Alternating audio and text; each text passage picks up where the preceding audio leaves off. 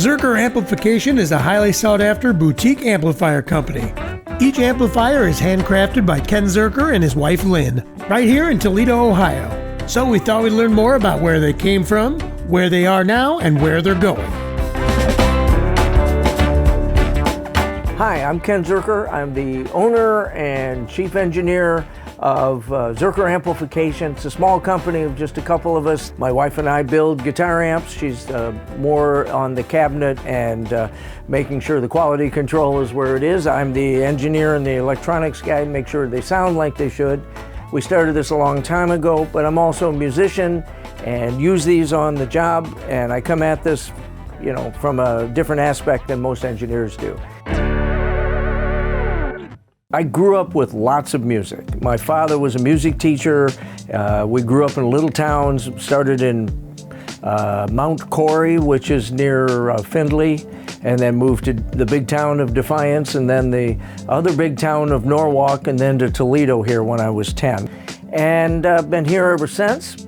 I've been playing live music, and decided to pursue it as a career when I hit college. The only thing I could afford and transport was guitar. And within weeks, I had people pounding on my door as I was making noise in the neighborhood. "Oh, I hear you play guitar." Well, that's a matter of opinion, I suppose, but we had bands. I've been playing in bands for money since '68. I taught music at the Toledo School for the Arts for 18 years. Before that, I was an engineer at WGTE-FM for 15 years, and I've had numerous different careers. This is career number 4. Ken says this all started when his musician son needed a new amp and asked his dad to build him one. So Ken put one together and sent it off. His son loved it so much he asked for an upgrade, and the rest is history. He came back for a short time and we started building amps. Little bit by little bit, we gotten them to the point where we liked them. Number one was, what does it sound like? Not number one, what are the specifications or all that sort of thing. And instead of hiring that out, I decided to do it myself. So all the processes for this happen here at the house. One of the results is this. That's about the 3rd amp that we made. And he's got the next one. Neither of us will part with him, of course. This is one of the raw cabinets that I make. I basically go to lumber yards and test all the wood. I get the lightest piece that I can. I get one that has a nice resonance to it. You can hear it ring, and that adds to the sound of the amp. If you look, it's got little finger joints to connect it from side to side. I have to cut out a little panel here so that I can put the knobs for the volume and tone and all that sort of thing. We use 1/4-inch plywood for the back panels. But it's really nice to combine woodworking and electronics and all sorts of things like that. The computer business has given us a chance to have this stuff constantly evolve.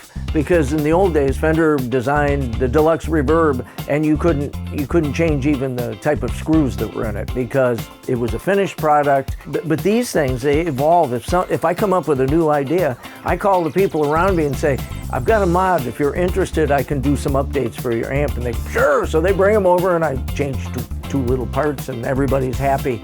The computer industry has given us that because with software and hardware development, it's allowed us using ancient technology, because these are all vacuum tube amplifiers. And it's getting to the point where this and expensive stereos are the last uses of the old vacuum tube technology. I see myself moving into maybe hybrid amps that are about this big, have vacuum tubes for a preamp and maybe a Class D power amp.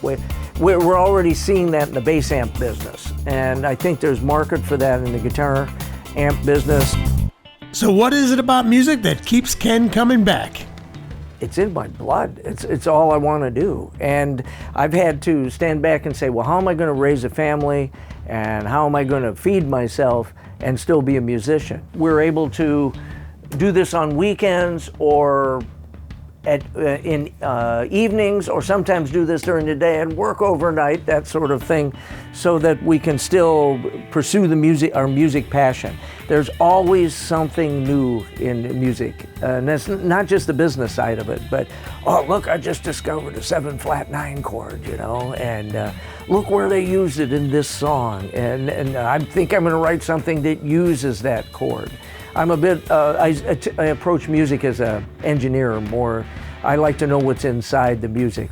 So, you know, understanding what you're doing and being able to move ahead is just, to me, the coolest thing I could do. I've had regular jobs my whole life to pay the bills, and this is a labor of love.